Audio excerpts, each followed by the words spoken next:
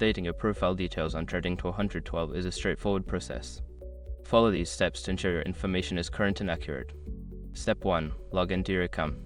Open the Trading212 app or website and enter your login credentials to access your account. Step 2. Navigate to Profile Settings. Once logged in, locate the Profile or Account Settings section, usually found in the menu or under your account name. Step 3. Select the information to update. In the Profile Settings, identify the specific details you wish to update, such as your email address, phone number, or personal information.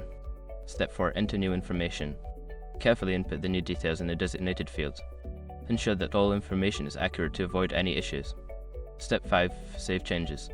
After updating your information, look for a Save or Confirm button to apply the changes. You may receive a confirmation message once the update is successful. Make sure to review your profile periodically to keep your information up to date.